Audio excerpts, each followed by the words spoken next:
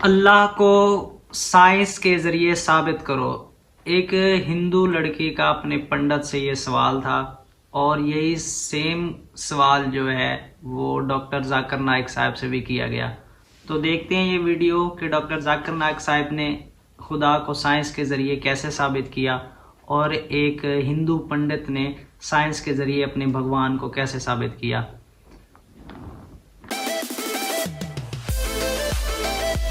अगर मुझे बताना होगा कि जैसे मैं अब मानने लग गई हूँ और मुझे किसी को बताना होगा जो अभी इतना नहीं, मतलब जो नास्तिक हैं या जो नहीं मानते हैं, तो मैं उनको साइंस और संस्कृति को कैसे कोरिलेट करके बताऊँ।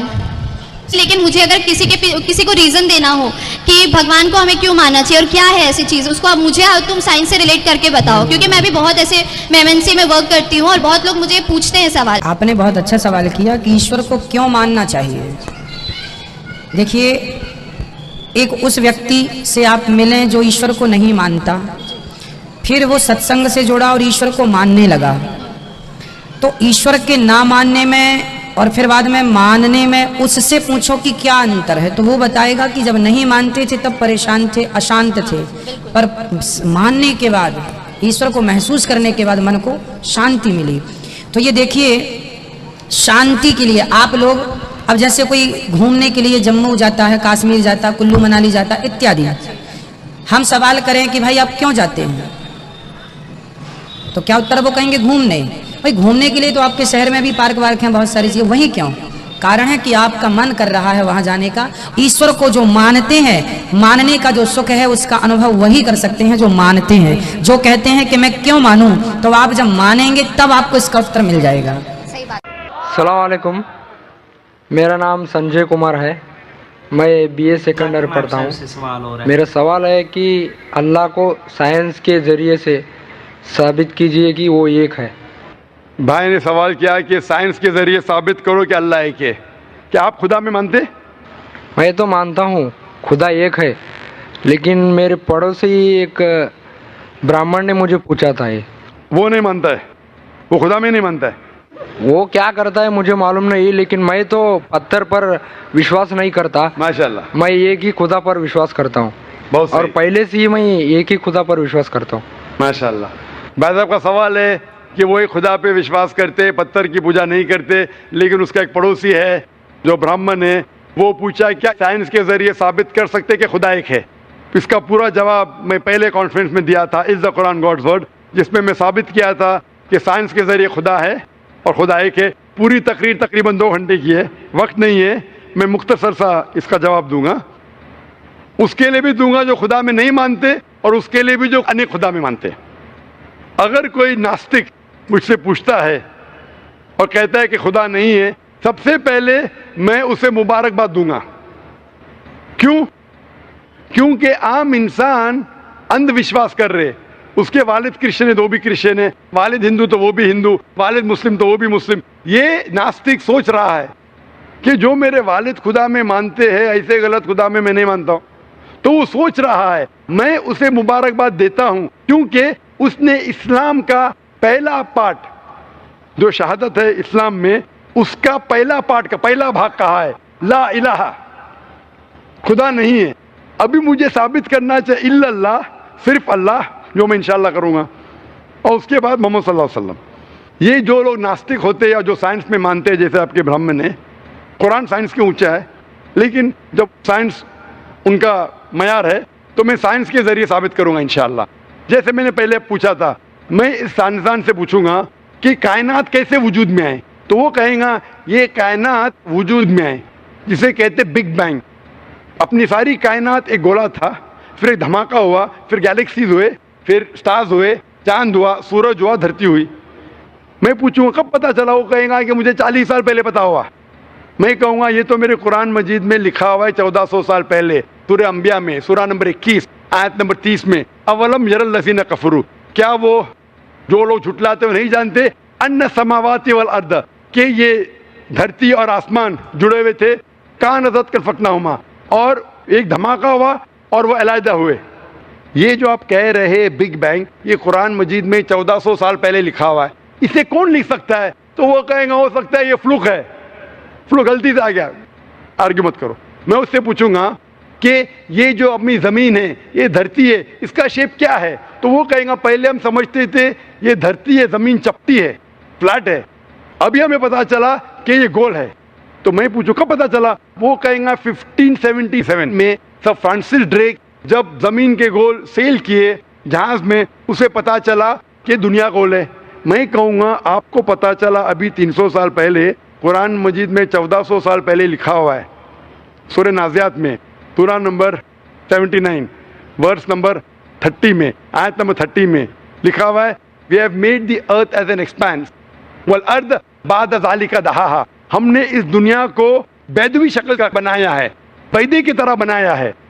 आज की साइंस कहती है दुनिया पूरी गोल नहीं है, ऊपर और नीचे से चपटी है बैदवी शक्ल में, और ये जो दहा है ये ऑस्ट्रिच का बैदा है, शतुरमुर्ग का बैदा है। हम देखेंगे ऑस्ट्रिच का बैदा बिल्कुल जियोस्फेरिकल इन शेप है, दुनिया की शक्ल का है। तो कुरान मजीद में 1400 साल पहले लिखा है कि दुनिया बैदवी शक्ल की है जो हम आज जानते हैं।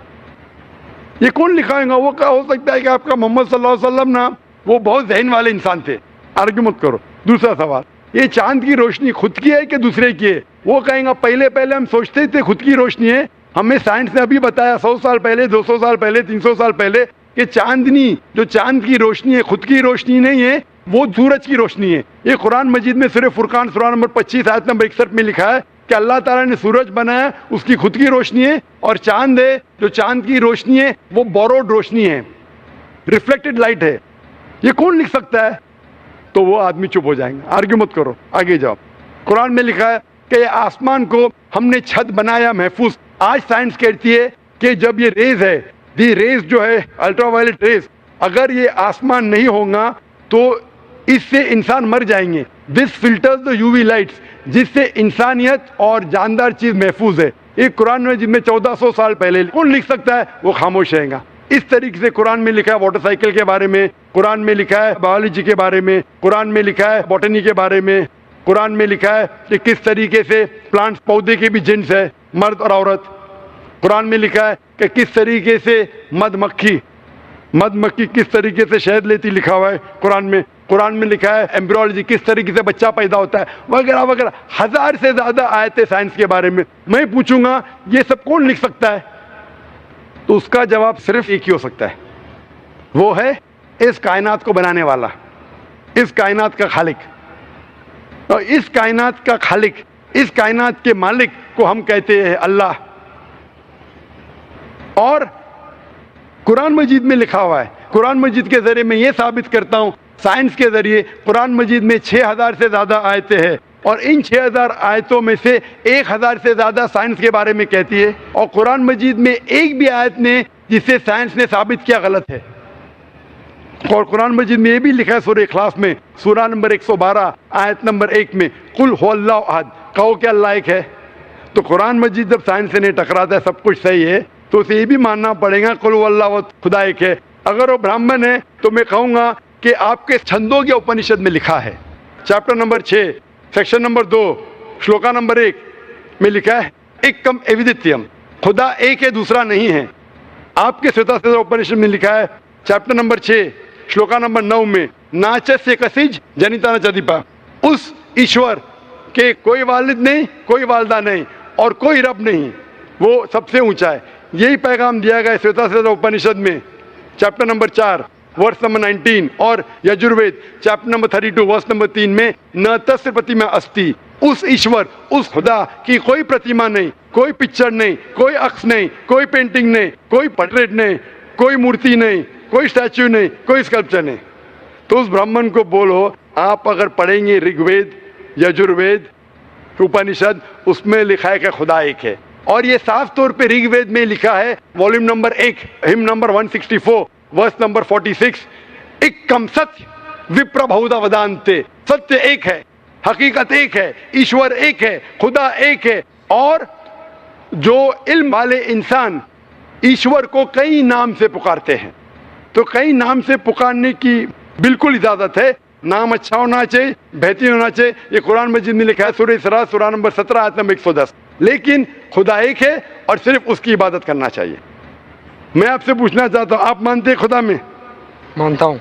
आप मानते बुत परस्ती गलत है? गलत है। आप मानते हैं कि मोहम्मद सल्लल्लाहु अलैहि वसल्लम आखिरी पैगंबर है? हाँ आप मानते हैं? मानते हैं। तो उसका मतलब आप मुस्लिम है? मैं तो इस्लाम कबूल करने आया हूँ।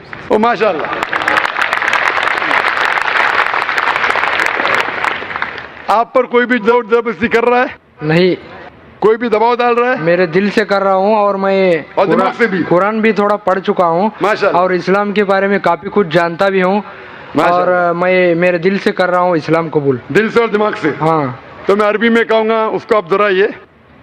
अशहदु अशहदु अल्लाह अल्लाह इलाहा इलाहा इल्लल्लाह इल्लल्लाह व अशहदु अन्ना मोहम्मदन मोहम्मदन अब्दुहु व रसूलुहु व रसूलुहु।